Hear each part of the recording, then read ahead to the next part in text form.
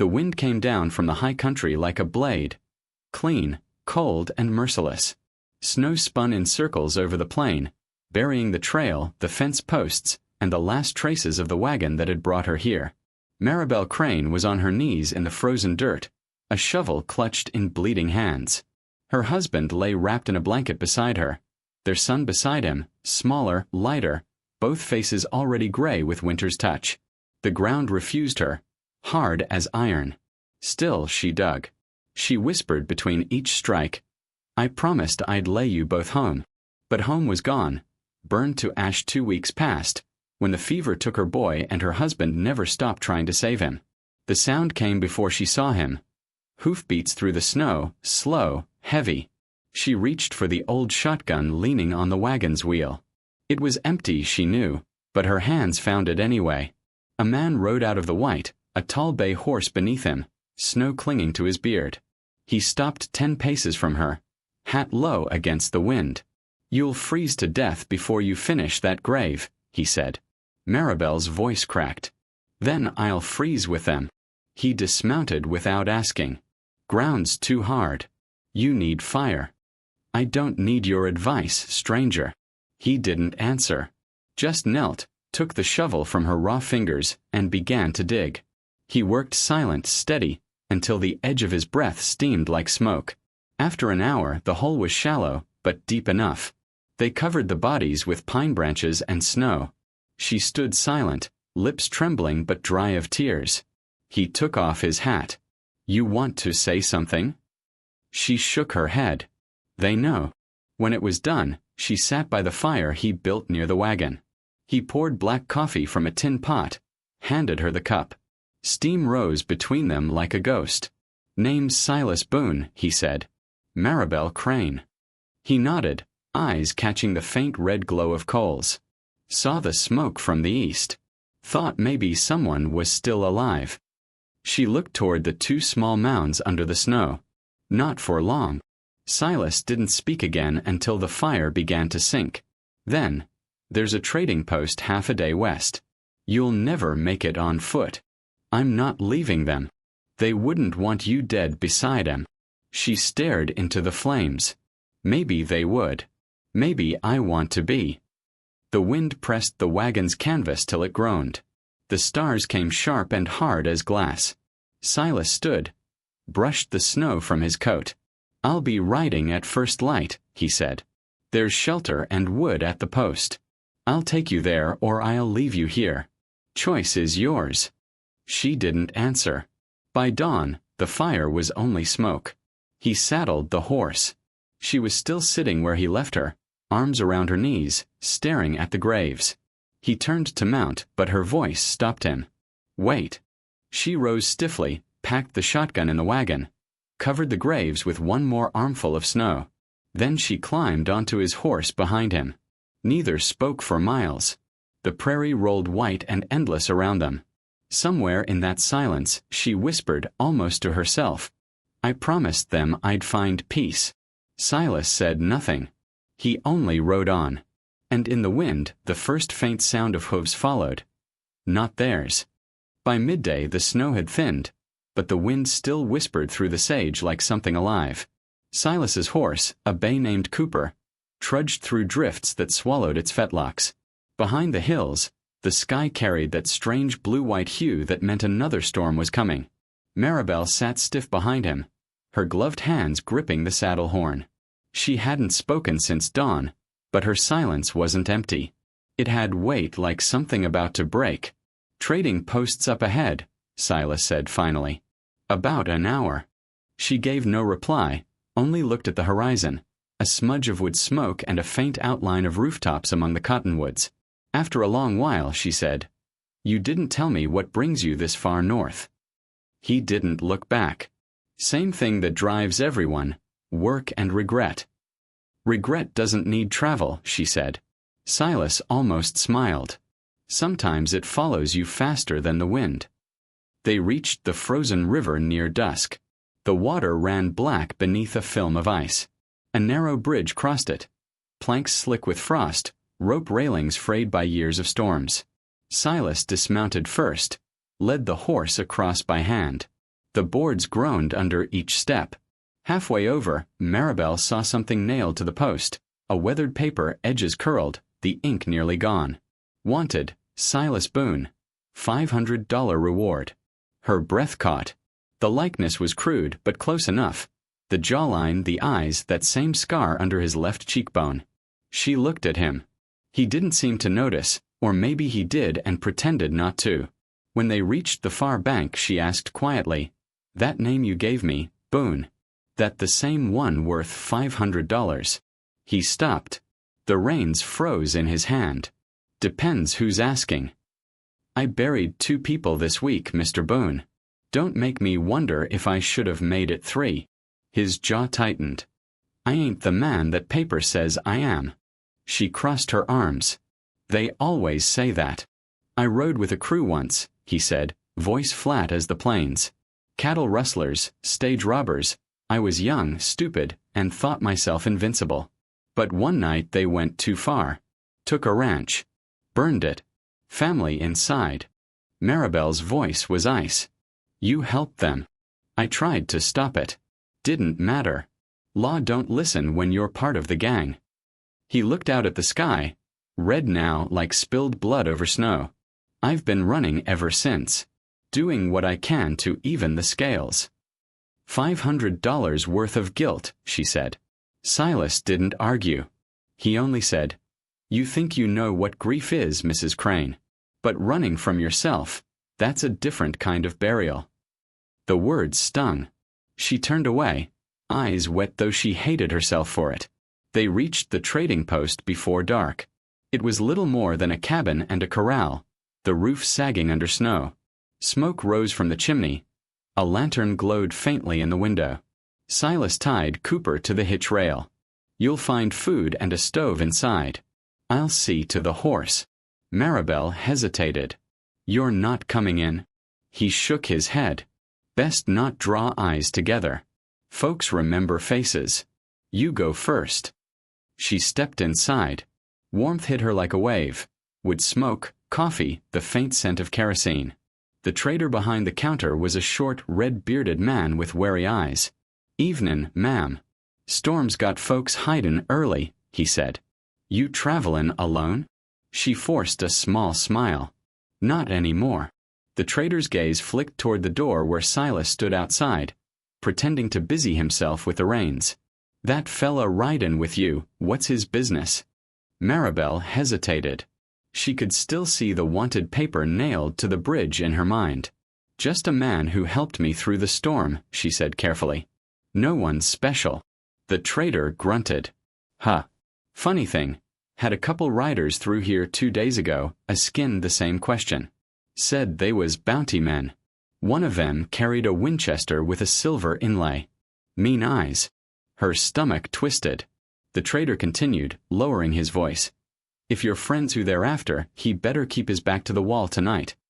Maribel took the supplies, bread, jerky, coffee, and stepped back outside. Silas was waiting, jaw clenched. "Trouble?" he asked. "2 men. Bounty hunters. They were here." He sighed, a sound more tired than afraid. "Then they're still close." Maribel glanced toward the hills, dark ridges under the dying light.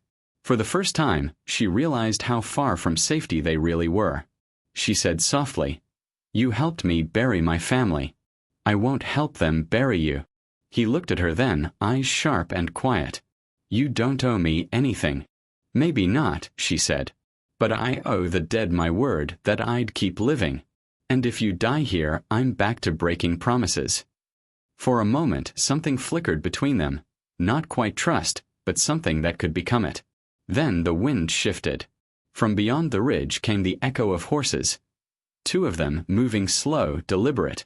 Silas grabbed his rifle from the saddle. "We ride now," he said. Maribel nodded, clutching the shotgun tight. The fire from the trading post window cast their shadows long across the snow as they mounted up and turned west, disappearing into the dark.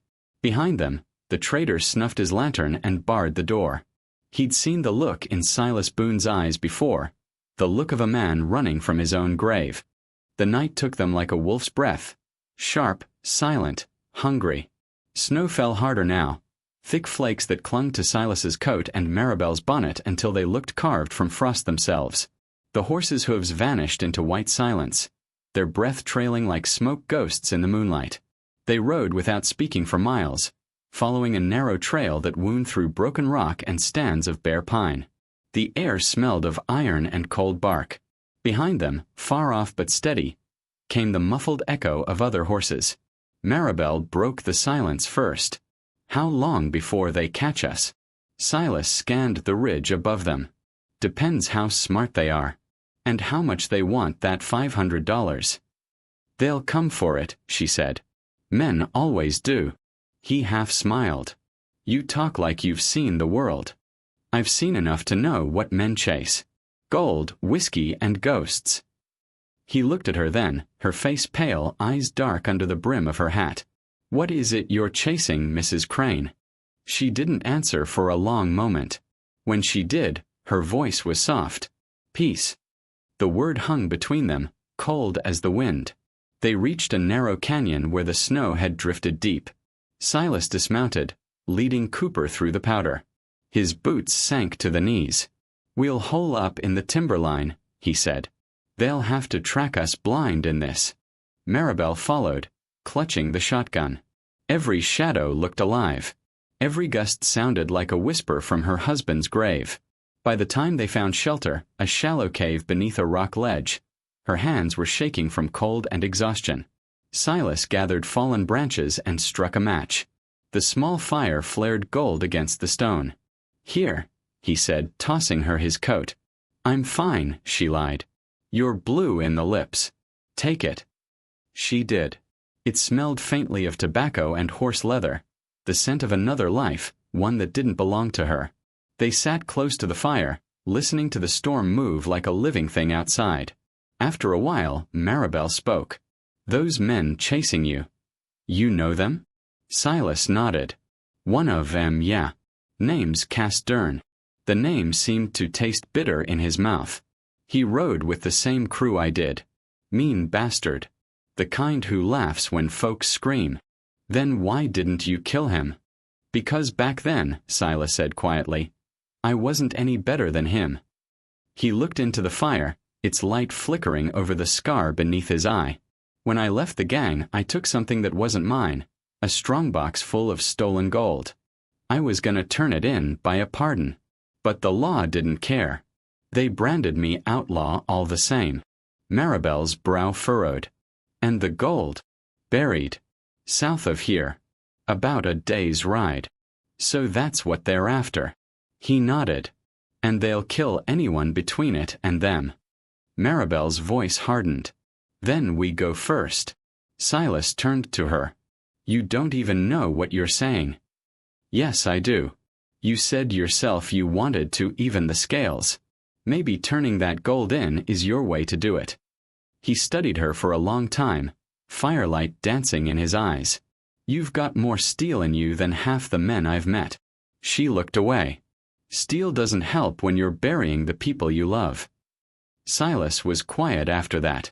The wind howled through the rocks, carrying the faint cry of a coyote. Then, snap.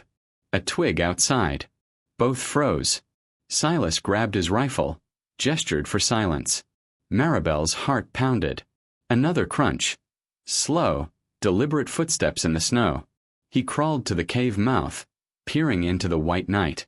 Two figures moved among the trees, faint shadows against the drift. Cass Dern's voice carried low and mean.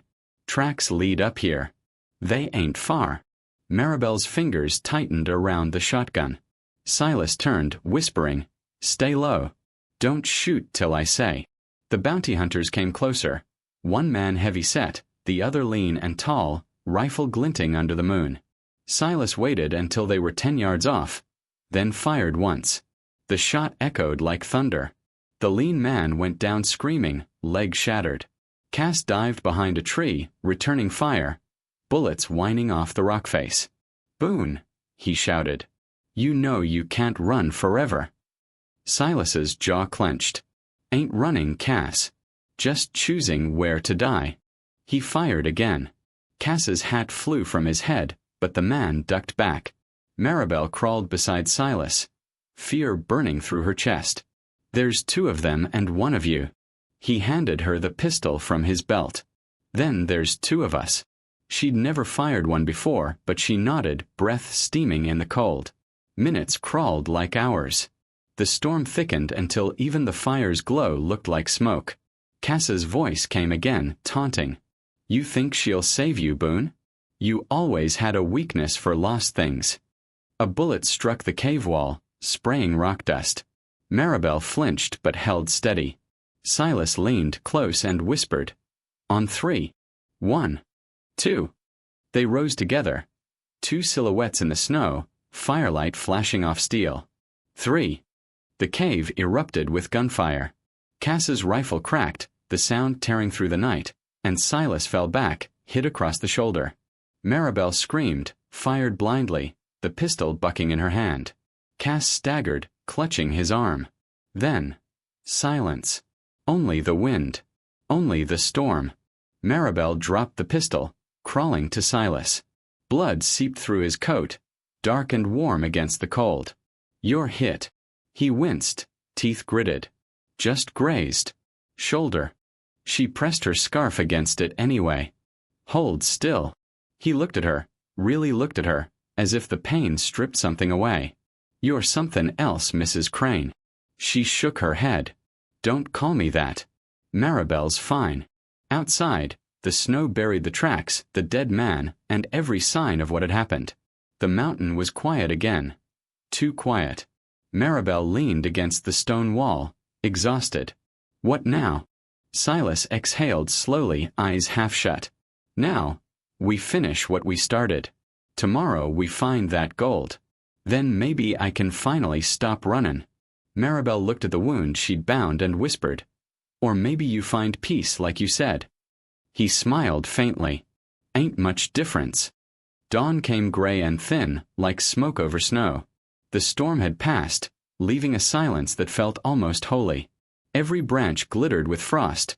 Every breath came out in clouds that vanished before they rose too high. Maribel woke to the crackle of dying embers and the sound of Silas reloading his rifle. His wound was wrapped in her torn scarf, a dark stain bleeding through. "You shouldn't be moving," she said softly. He shrugged, grimacing. "Pain means I'm still breathin'." She poured the last of their coffee, black and bitter. "You really think that gold's still there?" "I buried it deep. Rock Canyon just west of Red Hollow. No one stumble on it unless they were lookin' hard." Maribel looked at him a long moment. "You trust me enough to take me there?" Silas gave a half-smile. "You patched my shoulder and didn't run when bullets started flyin'. That's more trust than most folks ever earned." They broke camp by sunrise. The snow had crusted over. Easier riding, but colder. The world was all white and blue shadows. Somewhere far off, a crow called once, then fell silent again. They rode west, the horse's breath steaming through the crisp air. Silas led them along an old logging trail that wound between cliffs and pines. After an hour, he said quietly, "I keep thinking about that night, the ranch we burned. You ever see something in your head so many times you start thinking it's still happening?" Maribel didn't answer right away. Then, "My husband coughed himself to death beside our boy. Sometimes I wake up hearing him still trying to breathe." Their eyes met. 2 people haunted by different ghosts but bound by the same ache. "Guess we're both digging graves we can't fill," Silas said. They rode until noon, when the land began to change. The trees thinning, the snow deepening. The canyon rose ahead, a wall of red rock streaked with ice. Silas dismounted, leading Cooper down a narrow path. "We're close." The trail wound between boulders until they came to a small clearing. A frozen creek, a cluster of pines, and a flat stretch of earth marked by a single weathered branch stuck upright like a grave marker. Silas knelt there, scraping snow away with his gloves. After a minute, the end of a rotted canvas sack appeared beneath the dirt. He dug faster, hands raw, until the full shape of a strongbox emerged. Rusted, heavy, bound by an iron latch. "There it is," he murmured. 5 years buried. Still waitin'. Maribel stared at it. You ever think maybe it was better left under the ground? Silas sat back on his heels. Every day. He pried the latch open with his knife. Inside, gold coins and ingots glowed faintly in the cold light, a fortune enough to buy land, or forgiveness, depending on the heart that held it. Maribel's voice trembled. That's blood money, Silas. Every coin in there was paid for by someone's pain. He nodded slowly. That's why it's gotta go back. She frowned. Back where? To the law. The circuit marshal rides through Helena next month. If I bring him proof, this and my testimony, maybe it's enough to clear my name. Maribel stepped closer. And if it's not? He looked up at her. Then I hang. But at least I'll hang clean. For a moment, the only sound was the whisper of the wind through the canyon. Then she said quietly, You could keep it. You could ride south tonight and never look back. Start new. He laughed once, a hollow sound. Ain't no such thing as new. There's just what you can live with. Maribel crouched beside the box, staring at the coins. They caught the light like tiny suns, dazzling and cruel. You think giving this up makes you right with God? She asked. Silas's eyes softened. No, but maybe it makes me right with myself. He closed the box, stood, and tied it to the saddle. Then he turned to her. You could take half. Enough to start over somewhere warm. Buy a place, maybe teach, maybe just rest. She shook her head. Every dollar smells like fire. They both fell silent again, but something had changed between them. The distance that once felt like mistrust now felt like shared weight. As they prepared to leave, Maribel caught movement on the ridge above, a flicker of motion against the snow. Silas, she hissed. He followed her gaze, and saw two riders, far but closing fast. Cass Dern, alive, and another man with him, broader, meaner, carrying a long rifle slung across his back. Damn, Silas muttered. Should have known he'd circle us. What do we do? He untied the strongbox, handing it to her. You take the gold and ride north along the creek. There's a pass that'll hide your trail. I'm not leaving you. He met her eyes, fierce and steady. You'll slow me down if you stay. I can hold them long enough for you to get clear. No, she said, shaking her head. You buried your past once. Don't bury yourself next to it. Maribel. Silas, if I ride off and you die here, that gold'll rot again under snow. You said you wanted to make it right. Let's make it right, together. For a long moment, he said nothing. Then a slow, resigned smile tugged at his mouth. You're either the bravest woman I've ever met, he said, or the most foolish. Maybe both. The sound of hooves grew louder, echoing off the rock walls like thunder. Silas took position behind a fallen log, rifle ready. Maribel crouched beside him, shotgun steady in her trembling hands. As Cass and his partner appeared at the top of the ridge, the sun broke through the clouds for the first time in days, a blood-red streak across the snow. Guess this is where it ends, Silas muttered. Maribel glanced at him, eyes fierce. Not if I have anything to say about it. Cass's voice rang out across the canyon. Boone, you should have stayed buried. Silas chambered around. You first. The gunfire began, echoing through the frozen hills like the wrath of heaven. The first bullet screamed past Silas's head and cracked into the rock behind him. Shards of stone rained down, hissing in the cold air. Maribel flinched but didn't move. Her shotgun rested steady on the fallen log, eyes fixed on the ridge. Cass Dern's voice carried again, echoing cruelly. You can't hide behind a preacher's widow, Boone. Come out and die like a man. Silas shouted back, Guess you'll have to climb down and check. The next gunshot answered him. Splinters tore from the bark inches from Maribel's cheek. She sucked in a breath. He's trying to flush us out. Then we don't give him the chance, Silas muttered. He took aim, exhaled once, and squeezed the trigger. The crack echoed through the canyon. One of the riders up top jerked back, clutching his shoulder. The second man, Cass's partner, ducked low and began returning fire. Reload, Silas barked. Maribel broke open the shotgun, slid in 2 fresh shells, and handed him one of her spare cartridges. The calm precision in her hands made him glance at her. No trace of fear now, just focus. Cass shouted again, voice closer this time. "You think you can make peace with the law, Boone? You're a thief and a murderer, same as me." "Difference is," Silas called, "I stopped liking the man I was." Cass laughed, a harsh, broken sound that bounced off the cliffs. "You can't scrub the blood off a soul, brother. It stains permanent." Another round hit the log, sending bark flying. Maribel crouched lower. "We can't stay here." "I know," Silas said. His eyes flicked toward the canyon wall. Narrow ledges, frozen scrub, a path that curved behind a cluster of boulders. "If we move fast, we can flank him." He checked his rifle, then met her eyes. "You ready?" She nodded once. "Let's end it." They moved like ghosts through the snow, low, quiet, breath steaming in rhythm. The wind masked their boots crunching over the crusted ground.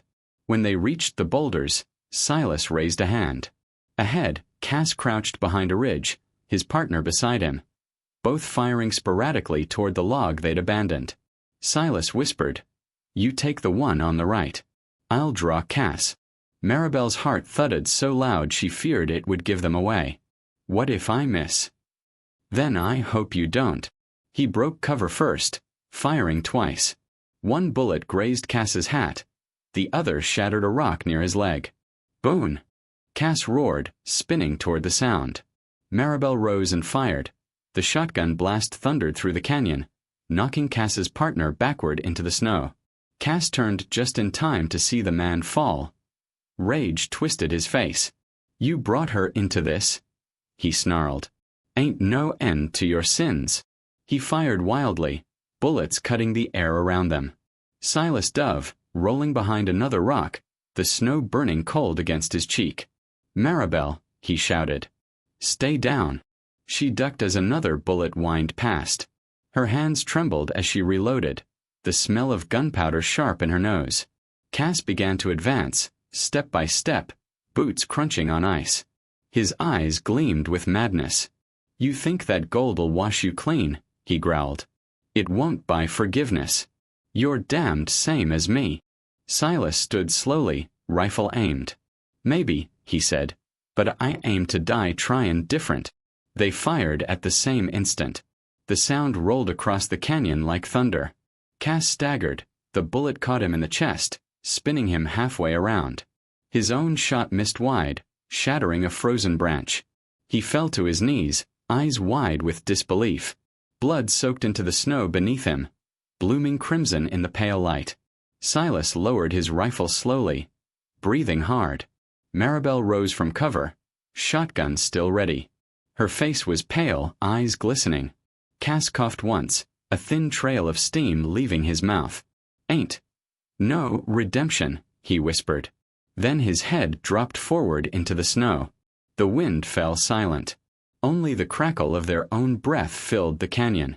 Silas stood over the body for a long time, watching as the snow began to cover it. Finally, he spoke. "Guess he was right about one thing. You can't bury what you've done."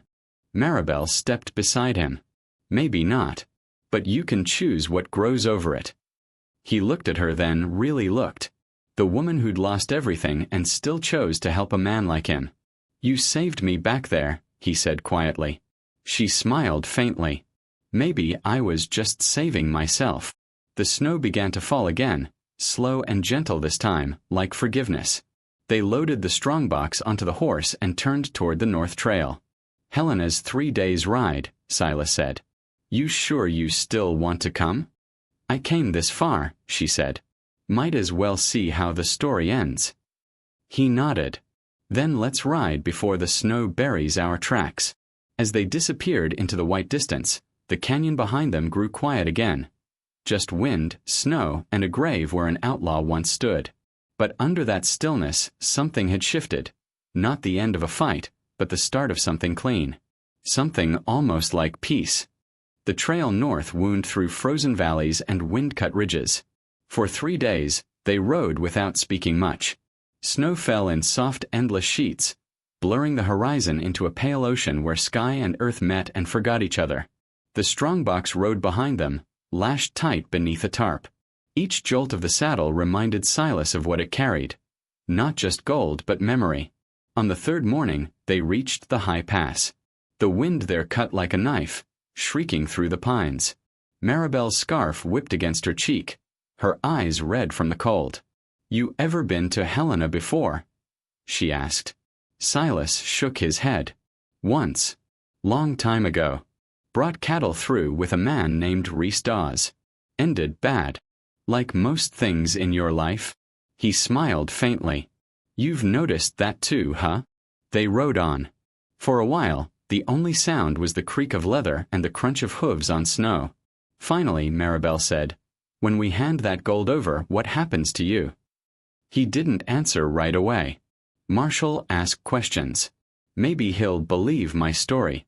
Maybe he won't. "You're ready to hang for this?" Silas glanced over. "Ain't about hanging. It's about finishing something. I took that money for the wrong reasons. Maybe returning it's the first thing I've done right." She looked at him, her expression softening. "You talk like a man already halfway to heaven." He laughed low. "Let's not rush it. I still got sins enough to earn me a long walk first." By the second evening, they camped near the river. The moon hung low, a thin silver cut across the sky.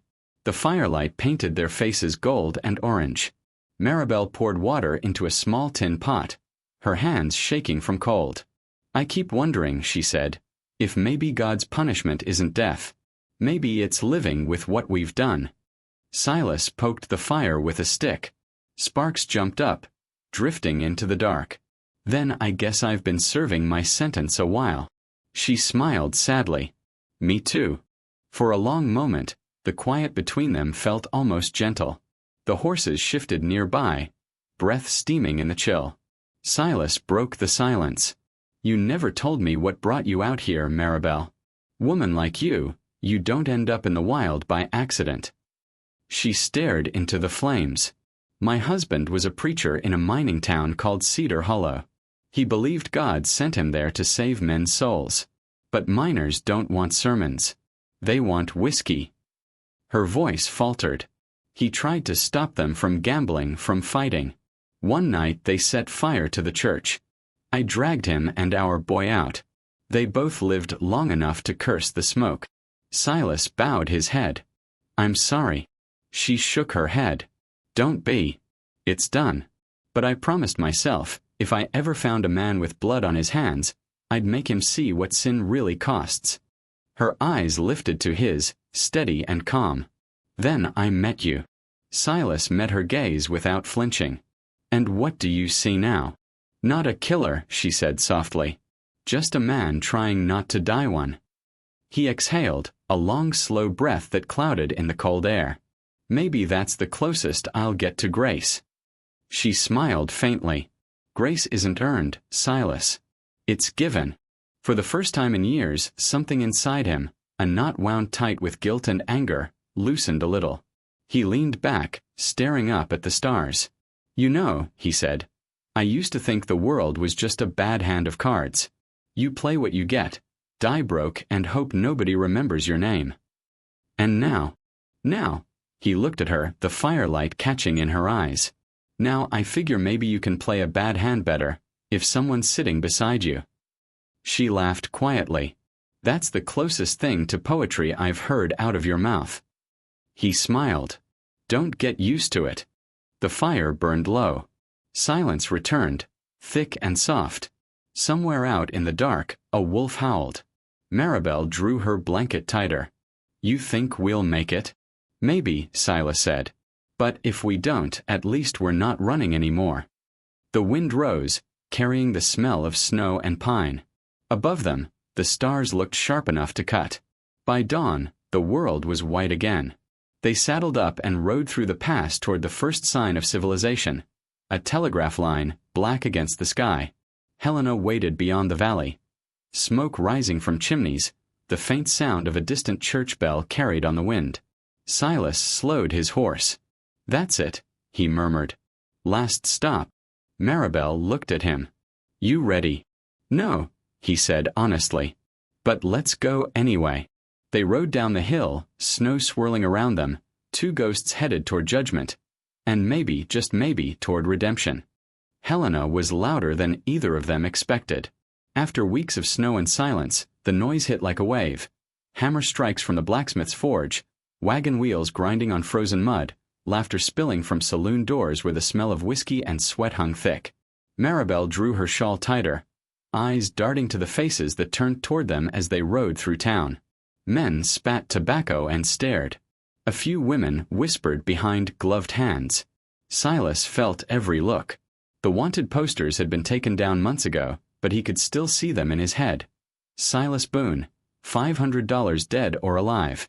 He'd been both in his own way. The marshal's office sat at the edge of Main Street, a squat, timber building with a single flag stiff in the wind. Silas dismounted and tied Cooper's reins, his breath visible in the cold air. You sure about this? Maribel asked quietly. He nodded. Only thing I've ever been sure about. Inside, the air was dry and warm. A potbelly stove hissed in the corner. Behind a desk sat a man with gray whiskers and eyes like cold iron. His badge glinted dull gold in the firelight. Marshal Avery, Silas said, removing his hat. The lawman looked up, squinting. Boone. His voice carried weight. Slow, deliberate, dangerous. Didn't think I'd see you walk in alive. Didn't think I would neither, Silas said. Avery leaned back in his chair. You here to turn yourself in? Silas nodded once, then motioned to Maribel, who carried the strongbox. She set it on the desk with a heavy thud. Buried gold from the Dern raid, Silas said. Every coin accounted for. The marshal's expression didn't change. You expect me to believe that after 5 years on the run, you just decided to give it back? Silas met his gaze. I didn't come for belief. I came for truth.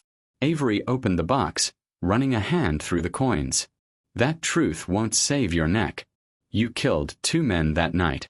One by accident, Silas said quietly. The other to stop worse from happening. The marshal's jaw tightened. Doesn't change the blood. Maribel stepped forward. Marshal, if I may. He looked at her sharply. You are Maribel Crane, widow of Reverend John Crane. I saw what Boone did after that raid. He didn't run to hide. He ran because Dern's gang turned on him. And I saw him risk his life to make this right. Avery studied her for a long moment. Preacher's widow, huh?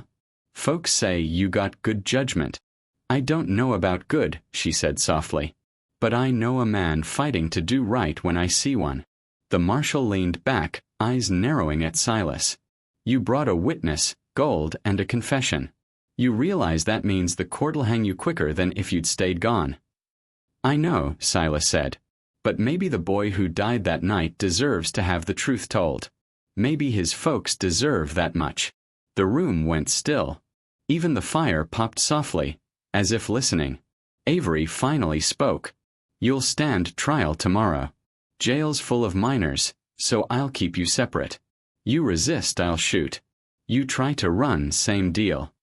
Silas nodded. Understood. Maribel stepped closer, eyes fierce. He won't run.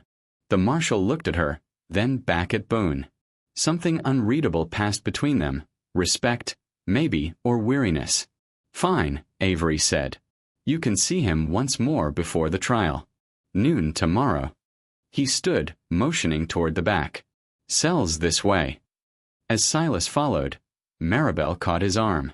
Don't lose faith, Silas. He smiled faintly. Didn't know I had any left. You do, she said. You just keep it buried too deep. The cell was small. Stone walls, iron bars, straw on the floor. When the door shut behind him, the sound echoed like the end of something. Avery locked it and pocketed the key. You get 1 night to think, Boone. Make it count. When the marshal left, silence settled heavy. The snow outside had stopped, leaving the town muffled and still. Silas sat on the bunk, staring at the rough wood of the door. Every decision he'd ever made felt closer now, pressing in like ghosts in the dark. He thought of Castern, his blood on the snow. He thought of Maribel, her voice steady even when everything else shook. He whispered to the cold air, "You were right, Cass. Blood don't wash clean. But maybe it fades." Hours passed. Somewhere, a clock struck midnight. The next morning, Maribel came early. The deputy hesitated, then let her in. She stood by the bars, clutching her shawl tight. "They'll try you this afternoon," she said softly. "Marshall says the judge is fair but hard." "Fair's enough," Silas said. She studied him a long moment. "If this goes bad, if they hang you, I want you to know something." He looked up. "What's that?" "That I forgive you. For everything. Even the things you never told me." His throat tightened. "Why?" "Because I see the man you were trying to be." He smiled faintly, a sad, tired smile. "You got a dangerous heart, Maribel Crane." "Maybe," she said. "But it's mine." The door creaked open, and the deputy motioned. "Time." Silas stood, hands bound, chains rattling softly. He turned to Maribel one last time. "If this goes bad, take the gold. Use it to build something. A school. A church. Something clean." She shook her head. "I'll wait." "Don't," he said. "Don't waste your life waiting on ghosts." He walked out, the door closing behind him. Maribel pressed her hand against the cold bars, watching until he was gone. Outside, the church bell began to toll. Slow, heavy, inevitable. The day of judgment broke cold and colorless. Helena's main street was already filling when the first bell rang. Men in wool coats, women in shawls, even children pressed between them, whispering about the outlaw who'd walked into town with gold in his hands and repentance in his eyes. Silas Boone sat in the courthouse beside Marshal Avery. His wrists were chained, but his back was straight.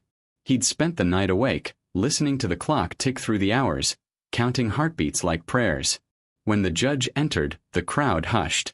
He was a tall man with white hair and a face carved from stone. "This court convenes for the case of territory of Montana versus Silas Boone." Silas rose slowly.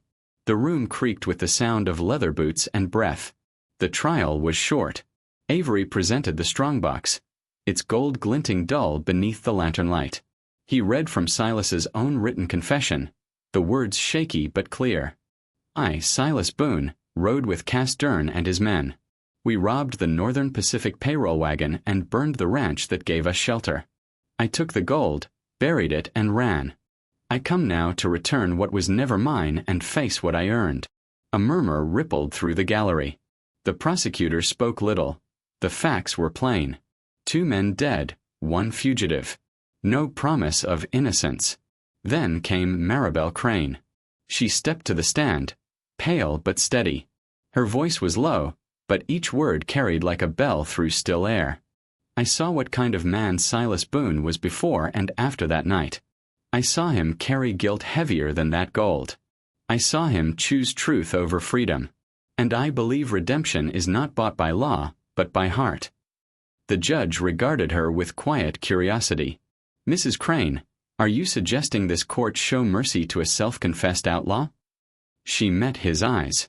"I'm suggesting you see him as a man, not just a record." The judge nodded slowly. "That's a rare request in this town." When she stepped down, Silas caught her gaze. A small nod passed between them, silent but full of meaning. After brief deliberation, the verdict came. The room went still. "Silas Boone," the judge said, "you stand guilty of robbery and arson resulting in loss of life. You've shown remorse and made restitution, but the law cannot ignore the dead. Sentence is death by hanging at first light tomorrow." A hush fell.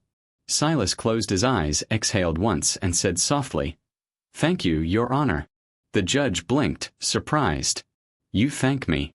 "Yes, sir," Silas said, "for letting it end honest." They took him back to his cell as the town dispersed, some muttering approval, others pity. Maribel waited until the hall was empty. The marshal allowed her 5 minutes. She stepped into the dim cell, eyes bright with tears she refused to shed. "There must be a way," she whispered. Silas shook his head. "Don't waste it. What I did, It caught up same as it always would. He smiled faintly. But you gave me something I didn't think I'd get. What? Peace. She reached through the bars, fingers brushing his.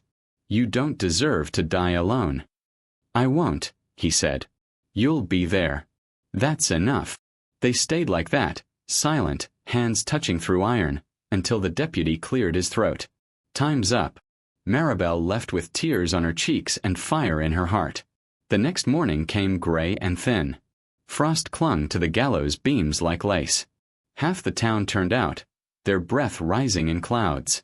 Silas walked steady, head high, a calmness in him that startled even Avery. When he reached the platform, the marshal leaned close. You sure you want no preacher? Silas smiled faintly.